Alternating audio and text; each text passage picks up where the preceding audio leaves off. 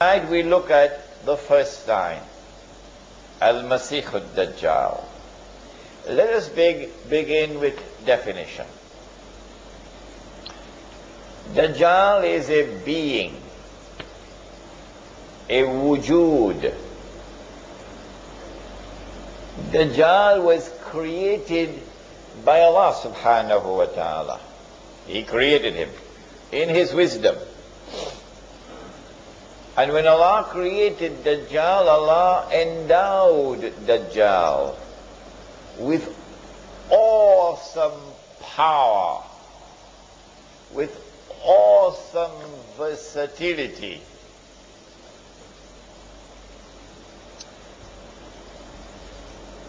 And Dajjal was created at that time when Adam alayhi salam was created. Because the Prophet said, sallallahu ta'ala alayhi wasallam, he said, every prophet has warned his people about Dajjal. Every prophet. So Dajjal has been created a long time ago. In the last age, Dajjal will be released. And when he is released on earth, Dajjal will have a general mission and he will have a specific mission. His general mission is to test all of mankind. To test you, to see whether you have any faith at all. All those who fail his test are heading for the fire. His test will be an awesomely difficult test.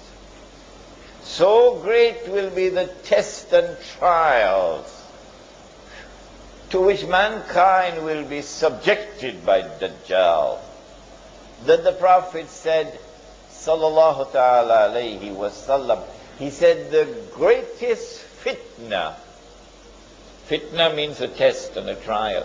He said the greatest fitna that mankind will experience from the time of Adam alayhi salam to the last day is the fitna of Dajjal. So don't play around with this subject. Be very serious with this subject. Dajjal will not only test all of mankind, and tonight we will look at some of the tests, but Dajjal has a specific mission. His mission is to impersonate Al-Masih and to get Banu Israel to believe that he is Al-Masih.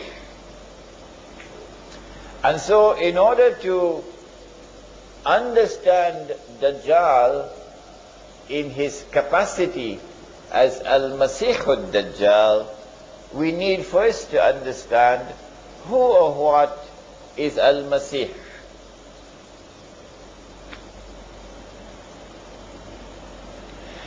After Banu Israel had lived in the Holy Land, which Allah had given to them, and after Dawood alayhi salam had established the state of Israel, he was a Muslim, so this is the Islamic state of Israel. And after Sulaiman alayhi salam had raised it until it became the most magnificent state that history will ever witness. After Sulaiman alayhi salam had built the masjid, and therefore after Banu Israel had experienced, take note of this, after Banu Israel had experienced the golden age, then they committed misdeeds, they violated the trust with Allah, the covenant with Allah, they committed many, many sins, and Allah subhanahu wa ta'ala expelled them from the Holy Land. Surah to Bani Israel of the Quran, Surah number 17, describes this. وَقَضَيْنَا إِلَى بَنِي إِسْرَائِيلَ فِي الْكِتَابِ لَتُفْسِدُنَّ فِي الْأَرْضِ يعني الأرض المقدسة لَتُفْسِدُنَّ فِي الْأَرْضِ مَرَّتَيْنِ وَلَتَعْلُنَّ عُلُوًّا كَبِيرًا. Twice did Banu Israel commit fasad in the Holy Land. Fasad is not just corruption. Fasad is a corruption which is destructive in nature. What did they do? We don't have the time tonight. But if I get a chance to deliver the lecture Jerusalem in the Quran, then we can go into all those details. But they were expelled. They had violated the conditions for residence in the Holy Land. And Allah sent a Babylonian army. And that Babylonian army destroyed the state of Israel, destroyed the masjid, and took Banu Israel into slavery in Babylon. Babylon is in today's modern day Iraq, in that territory. All right. And so the golden age has come to an end. While Banu Israel were there in Babylon, weeping by the rivers of Babylon, Allah subhanahu wa ta'ala sent prophets to them. Among the prophets was a prophet named Daniel, for example. And he's a very important figure, Daniel. When these prophets came to Banu Israel in Babylon, these prophets communicated to Banu Israel a promise from Allah to them. The promise was that He was going to send to them a prophet who would be a special prophet, because this prophet would bring back the golden age. The golden age was one in which Sulaiman alayhi salam and the state of Israel ruled the world. It was the ruling state of the world. And when this prophet comes, he will bring that back. He will rule the world from Jerusalem. This prophet, special prophet to Banu Israel, this prophet was known as Al-Masih. The meaning of the word is not relevant here. The significance of the word is what is relevant. The functions of Al-Masih is to bring back the golden age, to rule the world from Jerusalem. In order for the Messiah to bring back the golden age, the implication is, number one, this is clear as an implication, number one, he would first have to liberate the Holy Land from Gentile rule, non-Jewish rule. Number two, he would have to bring Banu Israel back to the Holy Land. Number three, he will have to restore the state of Israel. And number four, that Israel must grow until it becomes the ruling state in the world, and that Messiah must rule the world from Jerusalem. Only then will the golden age of Sulaiman alayhi salam return.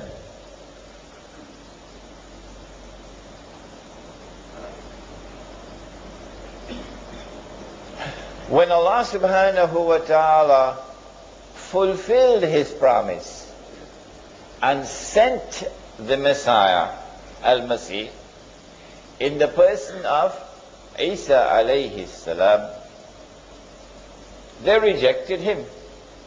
Is it tomorrow night? No, Thursday night we have Islamic view of the return of Isa alayhi salam. Thursday night. So on Thursday night we're going to go into this in greater detail. When Allah subhanahu wa ta'ala fulfilled His promise and sent the Messiah to them, they rejected him. Not all. No. There were some Jews who accepted him. فَآمَنَتْ طَائِفَةٌ مِّن بَنِي إِسْرَائِيلَ. But there are others who rejected him. وَكَفَرَ طَائِفَةٌ. They rejected him because they declared that وَنَعُوذُ بِاللَّهِ مِنْ هَذَا, he's a bastard. His mother gave birth to him without a father, without any, husband. And therefore she had committed that vile deed of zina. He's a bastard. A bastard cannot be the Messiah. So they rejected him. And then later on, when they saw him die on the cross, before their very eyes, they saw him die.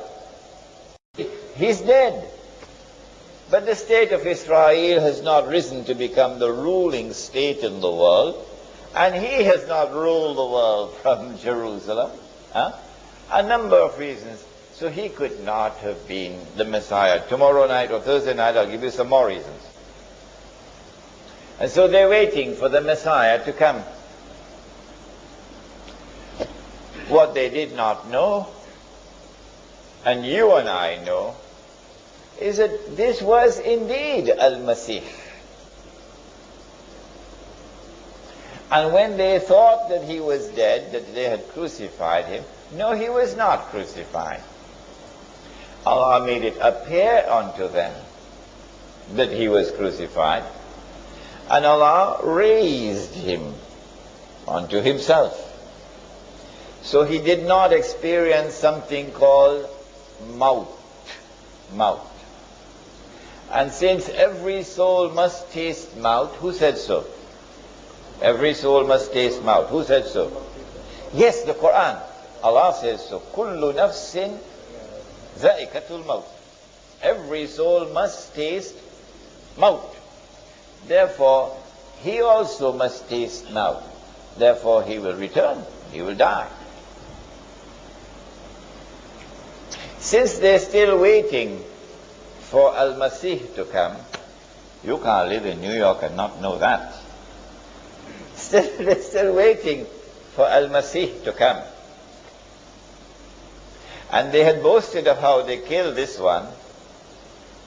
The Prophet Muhammad ﷺ informed us that Allah will send in the last stage this being created by Allah, who will impersonate Al-Masih and who will convince them that he is delivering the return of the golden age. He will deceive them, however, because he would not be the true Messiah. He will deceive them because this would not be the return of the golden age. It would appear like that.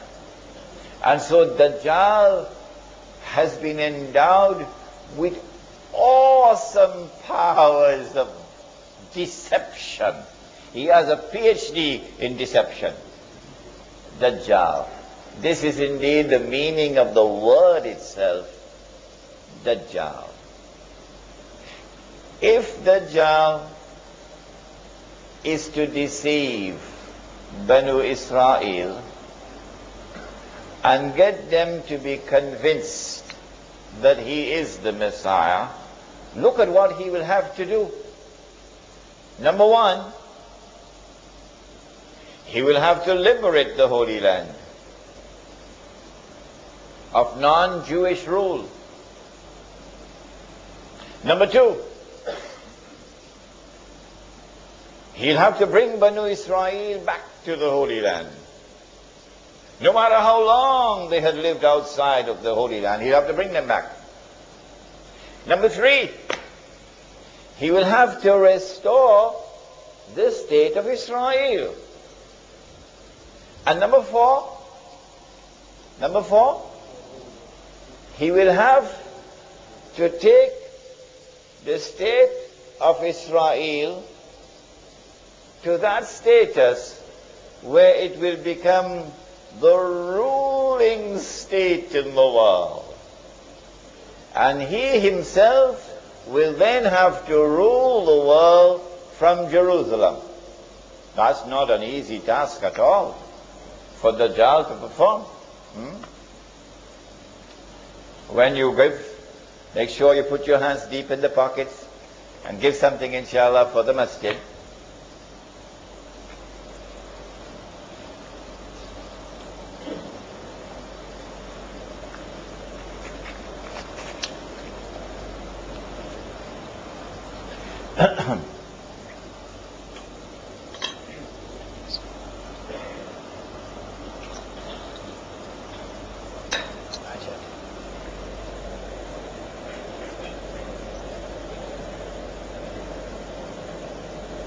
Now let's come to the first hadith. The very few I'm going to quote, but they're very important. The Prophet said, sallallahu ta'ala alayhi wa sallam, the hadith is in Sahih Muslim, and it is perhaps the most important of the hadith I'm going to quote tonight, this one. He said, when Dajjal is released,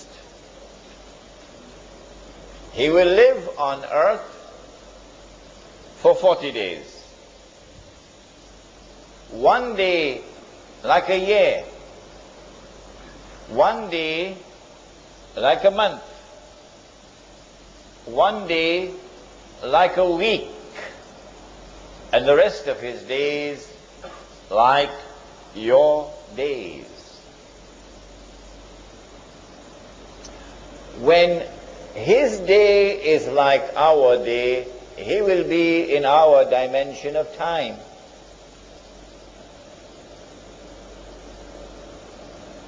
But prior to that, he would not be in our dimension of time because his day would not be like our day.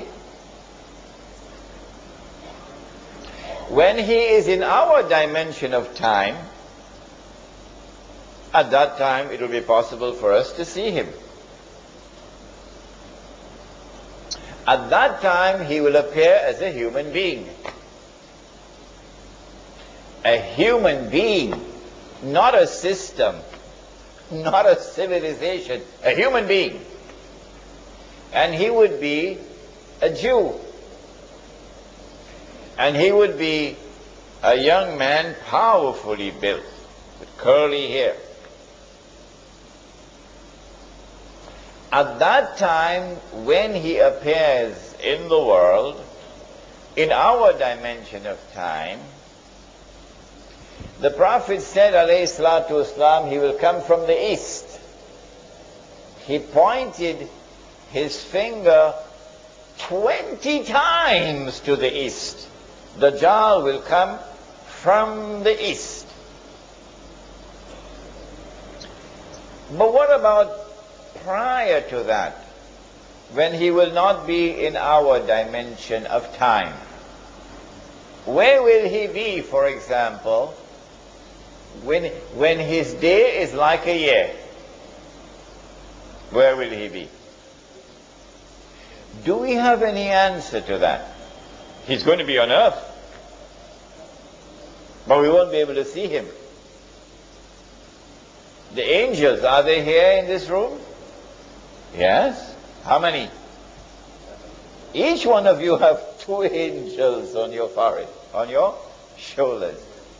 So there are many angels right here in this room. They are on earth. Are they in our dimension of time? No. No. So they don't perform salat. according to our timetable. Huh? Fajr for them is not Fajr for us. If we were to go into that day in which they live, and we have to perform salat, can we perform salat according to this timetable? No, we're going to have to calculate to do it. Can an angel come into our world? Can an angel come into our dimension of time so we can see the angel? Huh? Huh? Yes. Which one? Yes, Jibreel alayhi salam came as a human being, right in the masjid. Are there jinn in this masjid now? Oh yes, they are. They are not. Can we see them? Are they in our dimension of time? No, they're not. But can they enter into our dimension of time? Yes. Mr. Shaitan himself, Iblis, he came as a human being, as an old man, remember, with a walking stick. So Dajjal will enter into our dimension of time one day. We see him. But prior to that, in a day which is like a year, where will he be? It is from that location that he will commence his attack. He will begin his effort. Number one, to liberate the Holy Land. Number two, to bring the Jews back to the Holy Land. Number three, to restore the state of Israel. Number four, you know what's number four. From that location, he will begin the effort. Where will it be? Fortunately for us, we have the answer. And it is also in Sahih Muslim. It is known as the hadith of Tamim ad-Dari. Listen to it carefully now. Tamim ad-Dari was a Christian who took the Shahada, became a Muslim in Medina. He came to the Prophet ﷺ and narrated an experience which he had. The Prophet ﷺ, after the Salat in the masjid, asked the people, sit down, sit down. I have something to tell you. Tamim ad-Dari has come to me and told me something about Dajjal, which confirms what I have been saying to you. So we know that what is contained in this story is true. What did Tamim ad-Dari experience? He said that he and some 40 of his companions went on board a ship. So you need water, eh? So they have to go in some place where you can travel with a ship, a sea or an ocean. And when they went on board the ship, a storm came. And the storm blew the ship for 40 days for a whole month, sorry, not 40 days. The storm blew the ship for a whole month before they reached land. Now, if you are on the western side of Arabia, which is Hijaz, and you get on board a ship, there are only two seas on which you can travel. One is the Mediterranean Sea, and the other is the Red Sea. Only these two. But it seems very much unlikely, in fact impossible, for a ship to be on the Red Sea and for a storm to be blowing and that ship did not touch land for a whole month, because the Red Sea is very narrow. And so I have chosen so hairy, so much hair, that you could hardly distinguish the head from the tail. So this beast is concealing its identity.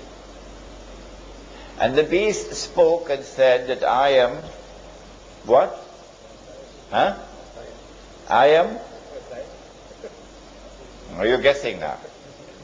I am Jassas. Jassas means a spy. A spy. So this is number one, an island about 1 month's journey from the western side of Arabia. Number two, this is an island which conceals its true identity. Number three, this is an island of those who have PhDs in spying, in espionage, in intelligence work. Jassas then said to them, there is someone waiting to see you over there at the monastery, Christian monastery. So this is a Christian island. When they went to the monastery, they found this young man, powerfully built, curly hair, but he was in chains. His hand chained to his neck, his legs chained. And this man started to question them, a number of questions. The Nabi al-Ummi, has he arrived in Medina? Nabi al-Ummi means, it doesn't mean the Nabi who cannot read and write. No. It means the Nabi who is not a Jew. The Nabi who is Gentile. Has he arrived in Medina? Yes, he has. Are the people accepting him? Some are accepting, some are not. This man then says, it will be to their benefit if they will follow him. A very important statement. Then he asked,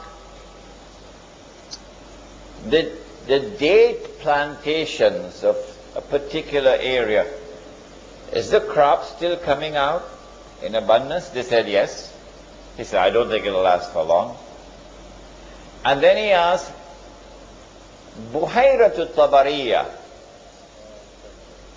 that's the Arabic name. The English name is the Sea of Galilee. The Jews call it Lake Kinneret. It is the largest sea in the Holy Land. It is from the Sea of Galilee that whole of the Holy Land gets water. The Sea of Galilee. He said, is there any water in the Sea of Galilee? They said, yes, plenty water. He said, I don't think it's going to last for long. And then he said, I am Dajjal. I am Dajjal.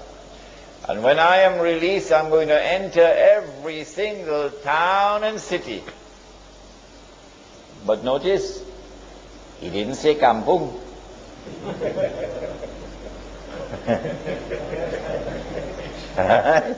He said, when I am released, I'm going to enter every town and city, except Mecca and Medina, because the angels will bar me. Which means at the time when Dajjal's day will be like our day, and he appears in the world as a human being, at that time he cannot enter Mecca and Medina, the angels will guard him.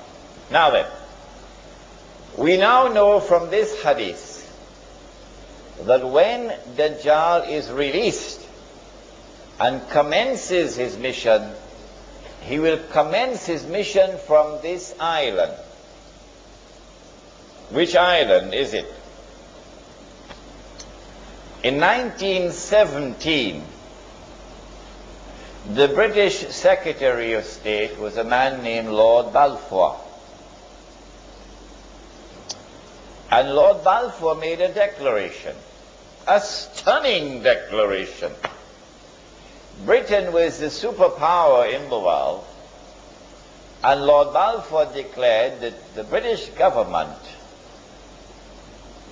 intends to pursue an effort for the establishment of a Jewish national home in Palestine.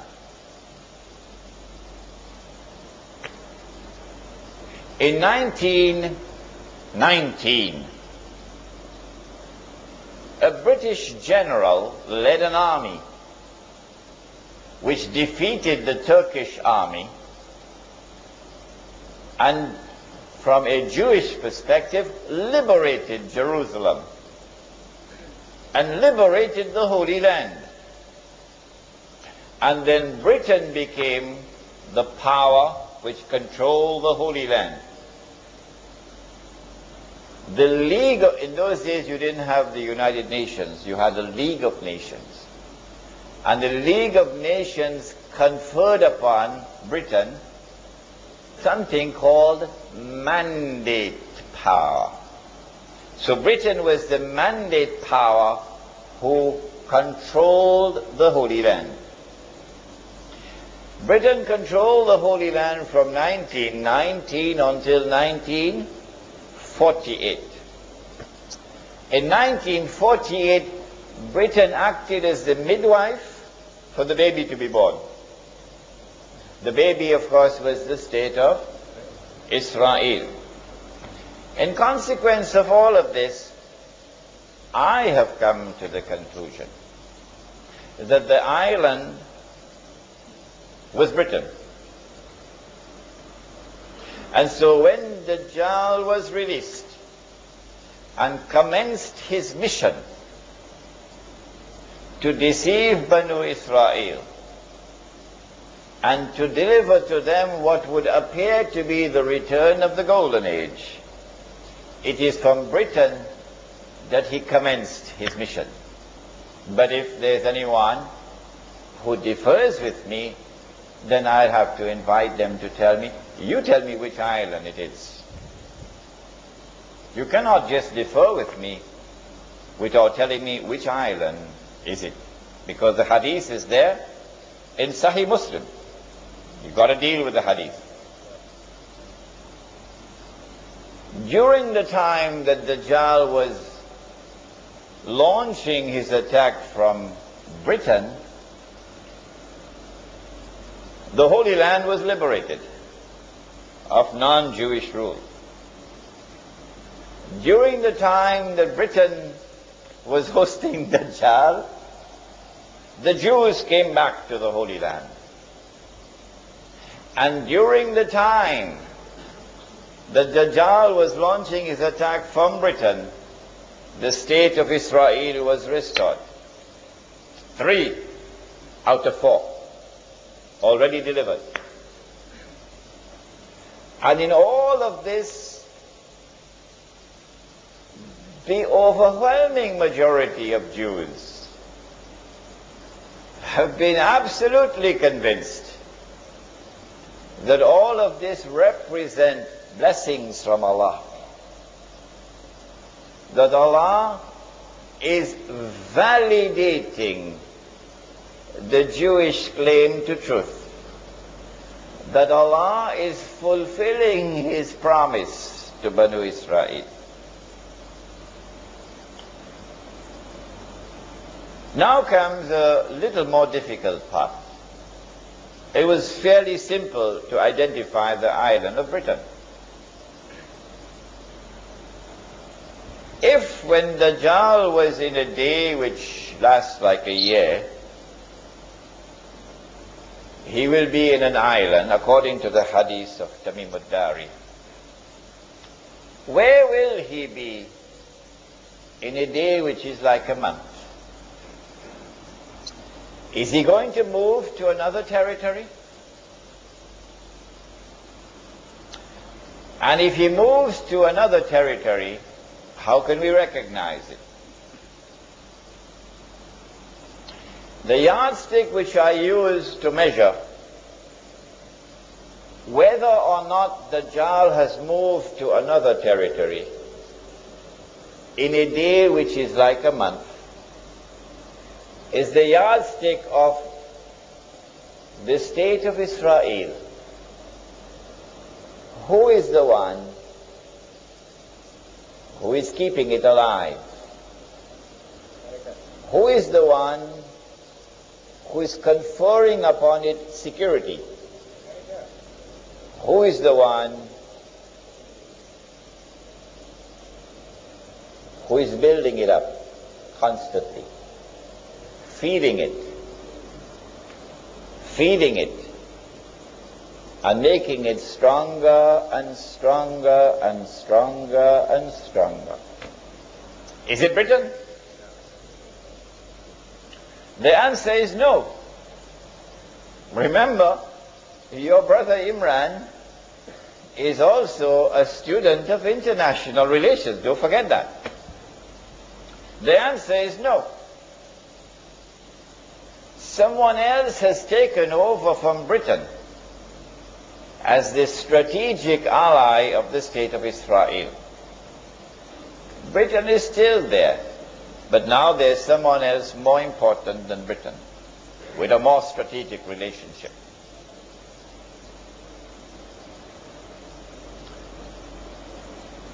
The United States of America is without any question whatsoever the most important strategic ally of the state of Israel in the world today.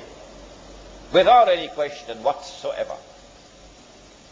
The United States of America is the country which is supporting Israel with the greatest amount of financial assistance and material assistance.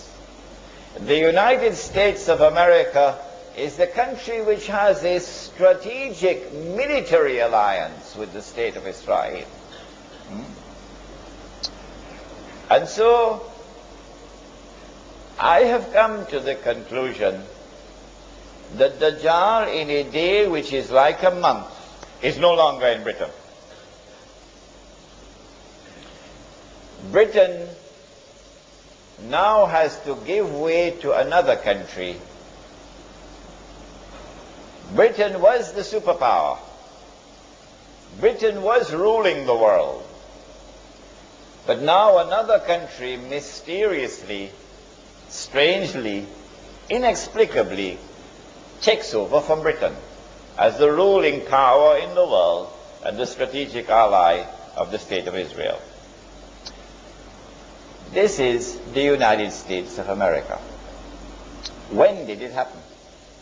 Now we're going to test your knowledge of international affairs. When did it happen?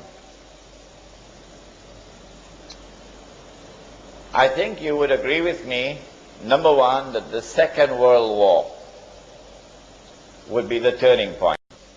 And so here is tangible evidence that the United States has now taken over from Britain as a senior partner.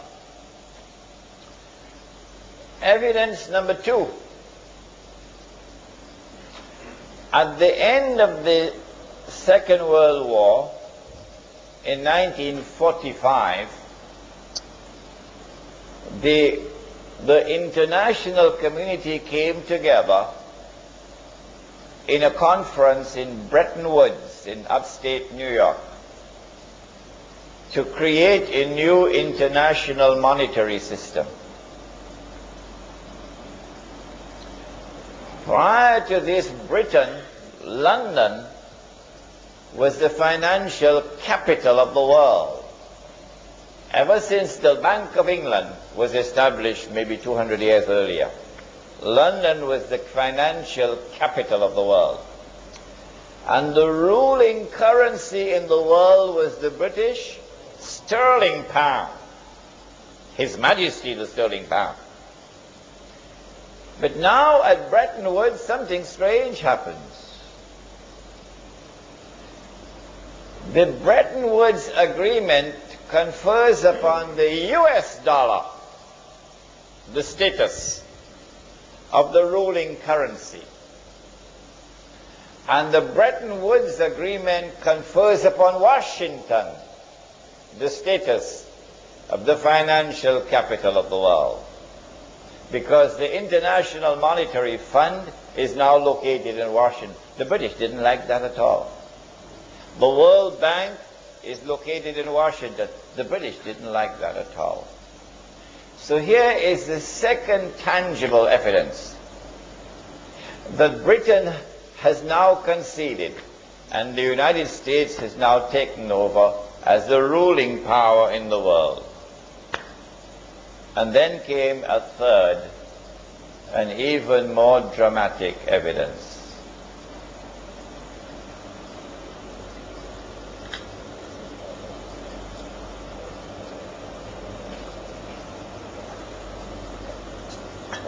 In 1952, a revolution took place in Egypt, and the Egyptian king Farouk was overthrown by the military.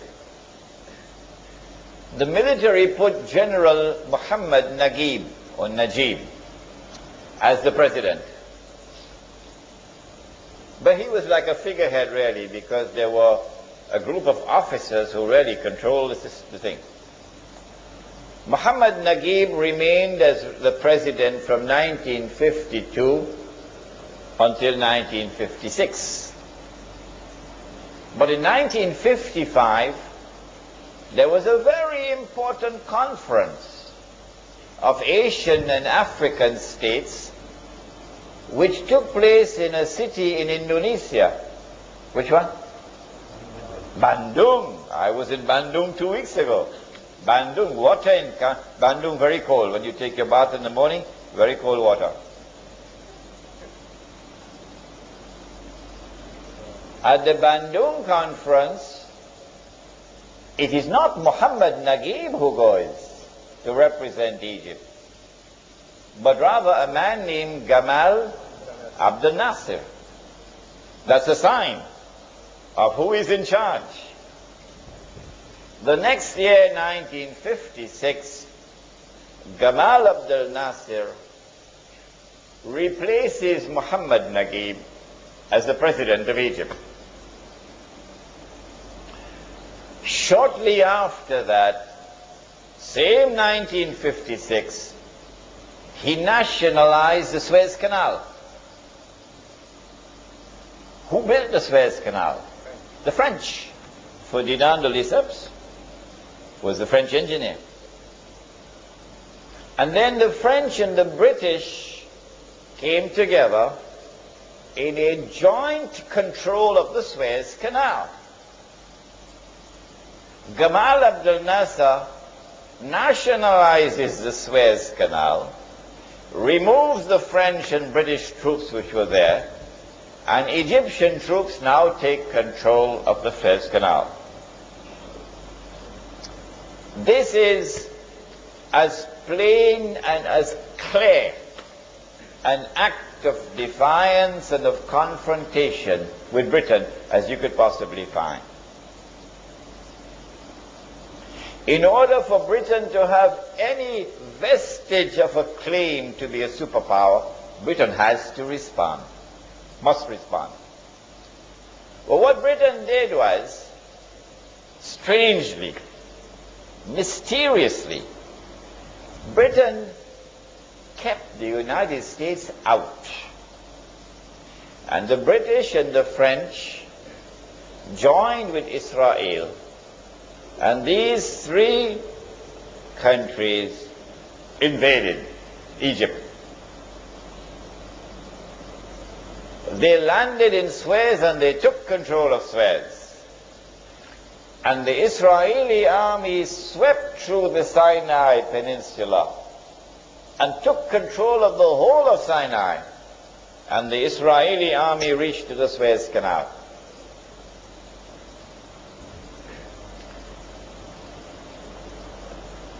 General Dwight Eisenhower said, "No, I will not allow this. Go back." Can you tell Britain that? Withdraw your troops, go back. Will Britain obey? Sir Anthony Eden was the British Prime Minister. Guess what Britain had to do? Britain had to withdraw its troops. And France had to withdraw its troops.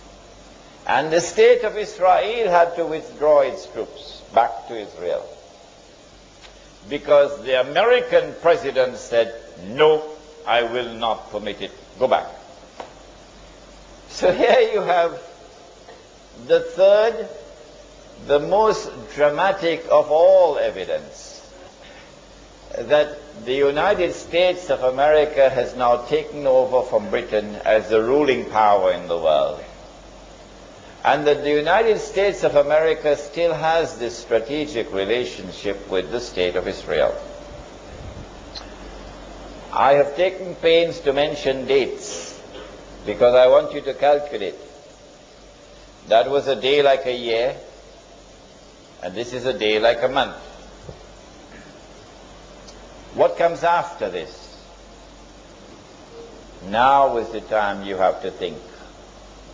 And if out there in Indonesia they could understand it so easily and so quickly, grasp it so quickly, there is no reason why you cannot.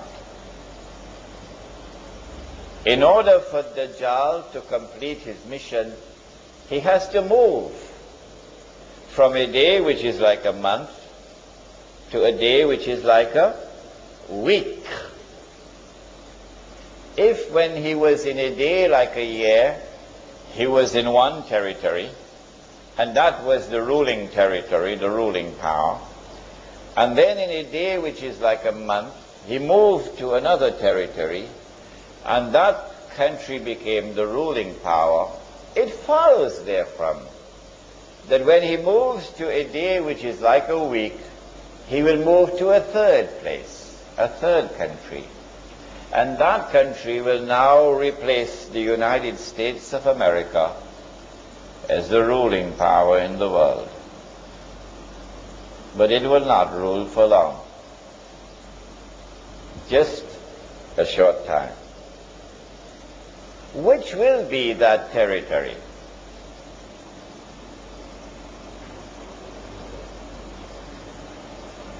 China? Ready? You think so? Anybody else? Israel, of course. Of course, Israel.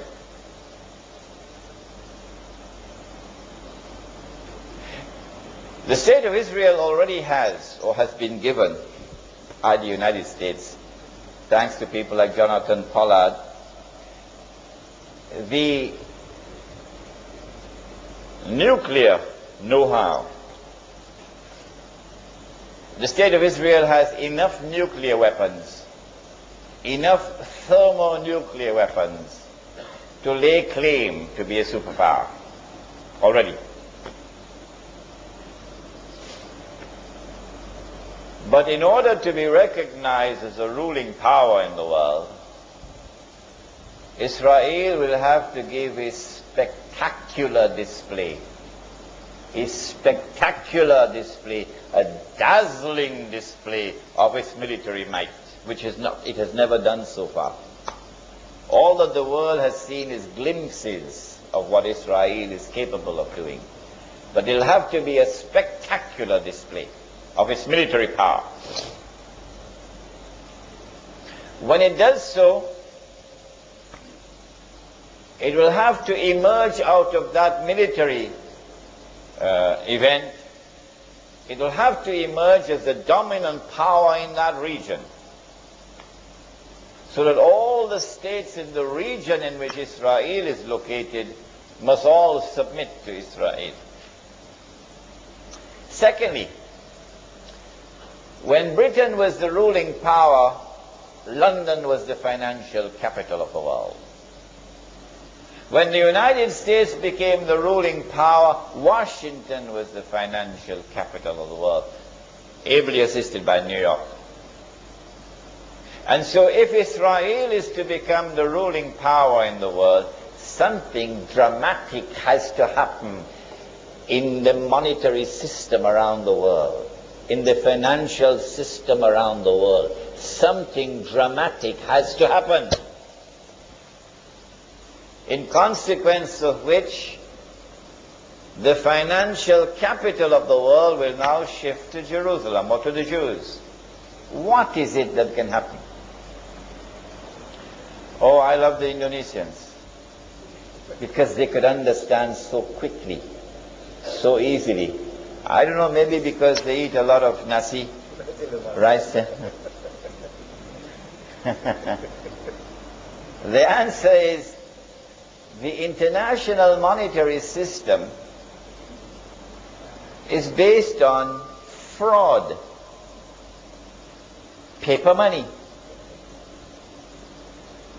If I get a chance, I can teach you the subject, but tonight is not the night. But it is fraudulent. The entire world of money is connected to one currency, the US dollar.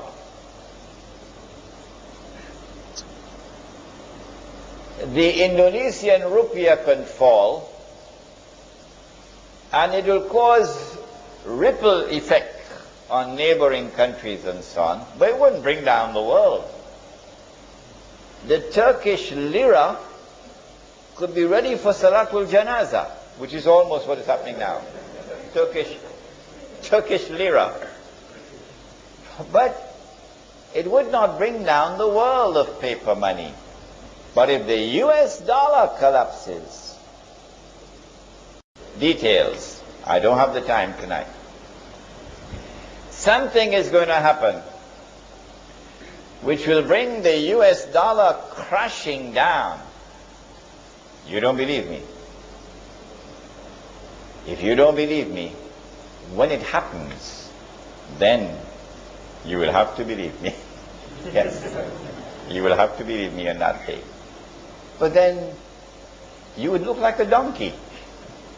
Yes, all those who have stayed confident that there is integrity in this monetary system, and this money is strong, it will never fall, and Imran is just talking nonsense. On that day, they will look like donkeys when the whole system crashes. Our Prophet has prophesied it. It's there in the hadith. He said the day will come when nothing will be of value, meaning as money, except a dinar and a dirham. And a dinar is not made of paper. A dinar made of gold. The dirham is made of silver. The sunnah of Muhammad alayhi salatu wasalam is dinar and dirham.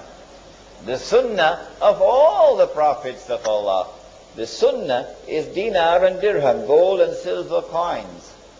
We have abandoned the sunnah. We have abandoned Muhammad alayhi salatu wasalam, and we're paying the price for it. The international financial system around the world today is in the control of Jewish bankers and Jewish financiers. If they want to, they can bring the US dollar down today. They can do it. Because Washington has printed too much paper. And there are far more US dollars outside of the United States than there are in the United States. It's entirely fraudulent. If I were to do it, they'd put me in jail.